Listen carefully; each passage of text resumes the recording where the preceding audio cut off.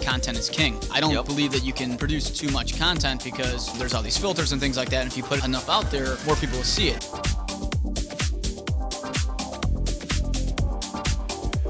Welcome to the Matt Laricy Project. This is a show about all things real estate, business, marketing, and entrepreneurship. Each show consists of myself, Matt Laricy, a member of my team, and a guest.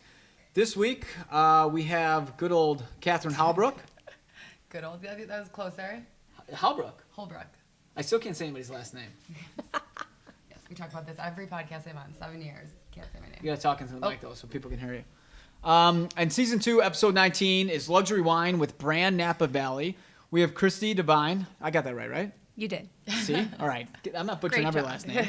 Kristi's the Director of Hospitality and Sales for Napa Valley, or for Brand Napa Valley. And she's in town this week, entertaining some of the guests of Brand Napa, but she's also in town for our big Make-A-Wish event, which is Wishes Uncorked. She's going to be pouring some wine there. And you've been to Chicago before, you said, right? I have. It's been a while. And you weren't super afraid of all the cold, were you? Well, a little bit.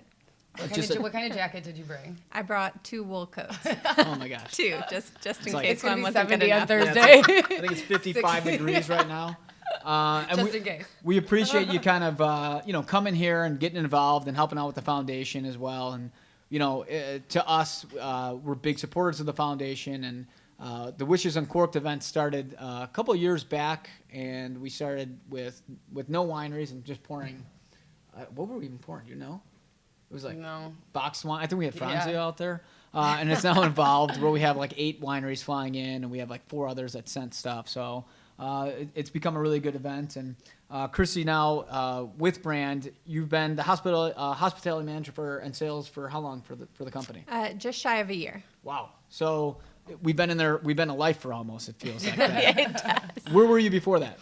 I was at Covert Estate, which is located in Coombsville. And I've actually been to that winery previously, which is how we know each other. Yes. Because I'm also a member of that winery. That winery has a little bit of I feel a Game of Thrones type of... It does with all the fur. Yeah, it's a lot. Imagine, guys, for our listeners out there, a cave filled with fur, and there's axes on the wall, and there's some pictures of people who got murdered, right? People that got murdered. Right. Yeah. I don't think there's any axes There's not. on I'm just the kidding. wall, But it makes it feel like it's out there. It does make you feel like there. you could be in an episode of it. Yeah, maybe Absolutely. that's how I pictured it in my head. So what made you go to Brand? I went to Brand because I was introduced to Christine O'Sullivan and Jim Bean, the new proprietors there, and I was really intrigued. They, are shaking things up a little bit in the fact that they look at things a little bit differently. They're really gung-ho and hit the ground running, and they are just doing some pretty incredible things and thinking outside the box, and that was really what drew me to taking the opportunity up at Brand. Cool. Had you known them for a while? I hadn't. Janet Pagano, our COO, was working with them prior to or during the time of their purchase of the property. Christine and Jim have been growers in the valley for a number of years before deciding that the next logical step was to purchase an actual winery and production facility. Some people might say that's the illogical step. It depends who you talk to. They found Brand, which is this incredible property atop Pritchard Hill. On a clear day, you can see out to the bay, and also from one side of our property, you can see all of Lake Hennessy. It's really a stunning location, and it's magical when you're there. And I think Christine and Jim felt that I know Janet, our COO, did, and I certainly did as well. Mm-hmm. What made them want to purchase Brand? Because it was, how long was Brand been before? 04, 05? So they purchased the property around that time, Okay. but the first vintage was 2009. Okay. And that was just a Cabernet, 212 cases. Yep. Huge production, obviously. Mm-hmm. Yeah. And from then on out, the founders, Ed and Deb Fitz, were really hooked on the property and decided they wanted to build an actual production facility and also focus on the vineyards that were there on the estate. Today in 2020, we're at 2,000 case production, Wow. so still pretty teeny tiny. Philippe Melka is our director of winemaking. Matt Johnson is our full-time winemaker, and so we're a small team. Everything is produced from the estate outside of the white wine, which is just coming from our neighbor. So you're a cult winery, and what classifies cult winery? Like how many like cases would be in there? Like something. I mean, a mainstream winery. I think a lot of people are familiar with like a Frog's Leap or a Duckhorn or Camus. You know, like those are things you could buy at Binny's. Like, can you walk in any Right. Binny's in the country and just grab a couple bottles of Brand? You cannot. Okay. You cannot. So I would say what defines, the category of winery we're in is the fact that, one, it's the location. So it's relatively hard to get to. It's Pritchard Hill? Pritchard Hill, absolutely. Why is that important for people? Like, what is so a lot of people out there that maybe never been to Napa, Pritchard Hill is, in my opinion, like one of the coolest places to be. It is. For a winery. You're next to some very big wig, well-known, really uber expensive wineries too, like Colgan and stuff like that. Colgan's our neighbor. They are indeed. So what makes it really magical has a bit to do with the weather, the climate there, as well as the soil. So we're on this incredible iron-rich, rocky soil. When you drive past it, you can see that beautiful reddish hue. And due to our elevation, we're at anywhere from about 1,200 feet to 1,500 feet in elevation, so we're above the fog line. So on a cooler day or a foggy day, we're still getting all that sunshine first thing in the morning. Yeah. So that ripening that we get is pretty incredible and starts first thing. And then because we have this dual influence from Lake Hennessy as well as the bay, we typically are 5 to 7 degrees cooler than the valley floor. So while we're getting all that sunshine and all that development of flavors during the growing season, the grapes really aren't getting too hot. And then during the evening, we actually stay a little warmer due to all of that rocky, iron-rich soil. So it's kind of this picture-perfect place to grow fruit. So climate is a really big importance for what makes wine good and what makes it bad. And how we got hooked up with Brand, I actually think this is actually a pretty darn good story how this even happened. Because I wanted to come to Brand. I'm a big wine snob for anybody that doesn't know that. I think everyone knows that now. I think most people know. Yeah, no secret. But for the people who don't, I've been wanting to go to Brand for a little bit in the last, I try to get out to Napa once or twice a year, and we couldn't get in. Javi said, our driver, who you know well, shout out to our guy Javi, we'll put his Love you, Javi. underscore there, wasn't able or whatever to get in, and I got an email literally when I was planning my trip, and it was as me and Javi were arguing about which wineries we're going to go to. We're arguing in email and on the phone about whatever. And I said, I want to go to Brand. And then lo and behold, I get an email from Brand because I was part of the newsletter list. And it said that you became the new sales and director. And I was like, you know what? I'm already buying wine off her at Covert. Let's see if she can get us into Brand. It's like your first day. Javi told me we couldn't get in at the time I wanted, and lo and behold, I sent an email to her magically, and she's like, you know what, I'll make it happen. And then we were able to go there. That's cool. And we were there for past MLG member Joe's wedding, which we did do a whole vlog on. And we went there, and we were touring, and the owner, yourself, and Christine, because it's complicated because it's Christine, right?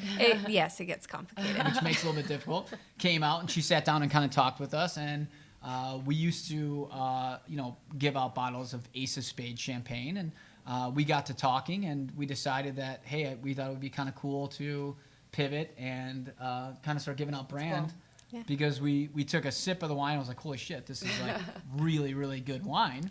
And Christine looked at me and she's like, why are you giving out champagne if you don't drink champagne and you're obsessed with Cabernet? Why not give out this? And I was like, I kind of in my head was like, it's probably pretty good.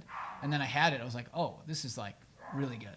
And we got to make sure that other people try this. So now it took us a little bit, right? I remember when you came back from that trip too, and you were like excited about it. Yeah. But yeah. Right? It did. It took a little while to kind of get the packaging. I think one of the things that you had really enjoyed about Ace of Spades is there was a presentation element. Right. And this is something that in wine tends to be a little more traditional. Right. You have a traditional wood box or a certain color. And so he was chit-chatting about the color of Ace of Spades, and Christine and Janet and I were like, I wonder what we can do. And Christine's like, let's find a black box and let's create something that's a little more sleek. And so created the custom packaging specifically just for you, or exclusively just for you. And I think it's a gorgeous presentation and a great way to show off a bottle of wine. Has anyone else done that other than Matt? Created like custom packaging? Not in the wooden box form, not in that form. I mean, sometimes branding something on a traditional wooden box, maybe, but no, not quite like that. Sorry. We'll put this in here. This is some high-class cheese. Mariano's cheese from Mariano. No crackers?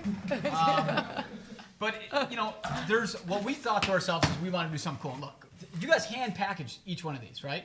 Yeah, I put the tape on. So Wow. Just in case anyone wanted to know. We Christine also, and Janet, everyone touched those. So we thought this was a really cool thing, and just to show you guys kind of like how these are custom, like she was saying, most of these are usually like more traditional wood. We want to kind of go like a little bit more modern and have it be like something really sleek, something that's different that you don't see all the time. And we have these custom boxes that nobody else has. And as you're saying, there's not many partnerships out there of other people doing types of winery and things like that. I wouldn't say a partnership that lasts the year like this is. You might get gifting things during the holidays, right. But I wouldn't say a year-long partnership like this. Yeah, That's cool. So what about like the winery itself? Like how is it an easy access wine? Is it a public winery where people just walk in off the streets? It is not. Okay. So it's by prior reservation. I'm the gatekeeper. How long is like the wait? So typically, we book out 2 to 3 weeks. Okay. If you are into fine wine, I mean, it's always worth a phone call. You never know when there might be a cancellation. Right. And I also just really enjoy speaking to people who are interested in wine and interested in learning more, and who have a little bit of politeness on the phone. It goes a long way, but we are very small, so we're limited in the number of tours that we can actually take. And of course, politeness on the phone. Yeah. I don't know if we have many of that. Yeah, good thing you emailed her. Yeah, good thing you emailed.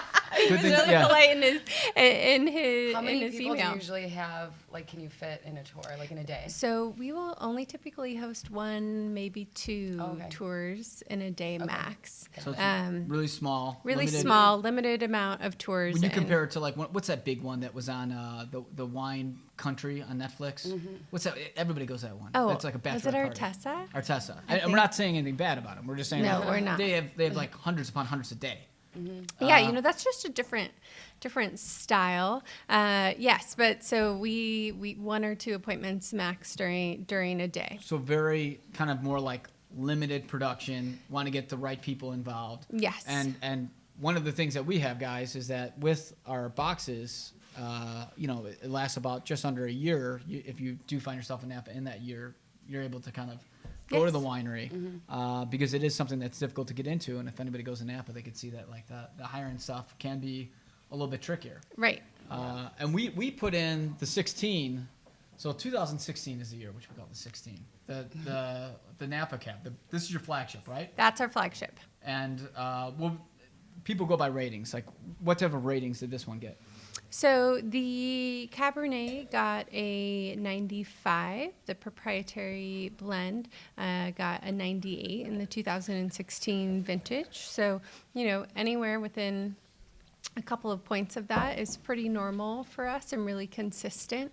And our wines, they are incredible. There's a beautiful amount of energy. There's this depth, this complexity, and it smells very, very good. For our listeners out there that aren't actually watching it, the smell on it is pretty good. Well, and it straddles the fine line between finding something that has some approachability but also has ageability. So when you taste it, you can enjoy that sip, and then it's really up to the individual consumer to decide how they want to enjoy this wine. Do they want to cellar it for a while, or do they enjoy enjoy their wines kind of young and want to maybe just sit on it for 3 to 6 months, or some people 24 hours. That's fine. That's fine I'm too. a big believer of 24 hours. I think if you get a really good bottle, like what? I mean, let's say hypothetically you don't like it, and then you waited 2 years to drink it, or maybe you didn't store it right, and it goes bad. Right. But I'll tell you, I'm a big believer, and for everybody out there listening, this is one thing I'm going to give you the best piece of advice you can hear.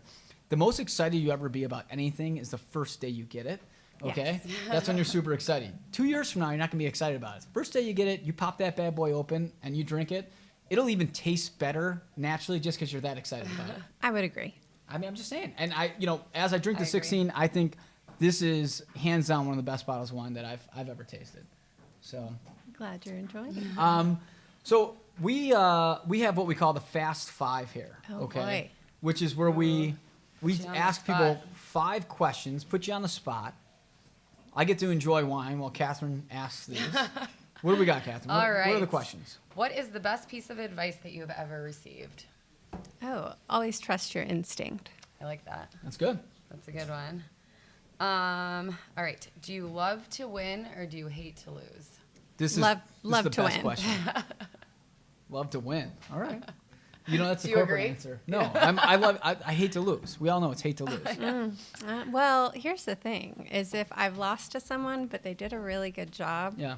I'm usually like, "Oh, I'm Yeah. okay with it. Now, Yeah. if I didn't do something right and then I lost, then then I'd hate to lose. But Yeah. I more You're love nice. to That was a win. nice answer. Yeah. Who is your biggest hero? My biggest hero would have to be my aunt. Yeah, she's in human resources and has an incredible perspective on the world and has this kind of cool, calm collectedness with a little bit of whimsy that keeps life Cool. interesting and helps keep everyone around her grounded. That's awesome. Does she live in Napa with you? She does not. Okay. She lives in the Bay Area. Very cool. If you could have one superpower, what would it be? To fly. For That's good. sure. Yeah, that's a good one. And last one, we usually say what makes you Chicago, but obviously you're not from Chicago. So what makes you Napa or someone Napa? Oh, what makes someone Napa? That's an excellent question. I was wondering about this because, like, Chicago, we got Yeah. like grit. People say like I could deal with the weather. I don't Right. put Yeah. ketchup on my hot dog. What makes somebody Napa? I think what makes someone Napa is a really interesting balance of you're a little bit business and you're a little bit of a hippie because everything you do has to actually do with Mother Earth. Yeah. And so Yeah. you're constantly paying attention to sustainability and the weather. And you're also a consummate professional. You love hospitality and you can sell the heck out of a bottle of wine. That's what makes you Napa. Looking good in a dress or That's a jeans good- and boots. Yeah, that's awesome. Great answer. Where can people find you, and what would you want to plug? People can find us. You can email to get on the mailing list. That's the There you best go. way. Which to, is super impossible to get on, right? It is. There's about a year waiting list to get access to the wines, but it does help if they know you. And Drop our name, guys. See? And if they call you and are nice. yeah, and if you're nice on the phone, it really does help. If anything, I'll keep a list of your name and make sure I can get you in the following time. And signing up on our mailing list gets you on a wait list to have access to our wines, hopefully within a year. And that's the best way to really experience what we have to offer from afar. And if you are in Napa, feel free to shoot us an email at info@brandnapavalley.com to see if we do have any availability. Well, hopefully you've planned a little more than 24 hours, but You if never you're know. planning a couple of months Yeah. out, please feel free to reach out. Awesome. So make sure to tune into our next episode and subscribe to our podcast. Thanks for listening to the Matt Laricy Project. Make sure to subscribe to our podcast, follow us on Instagram, and like us on Facebook.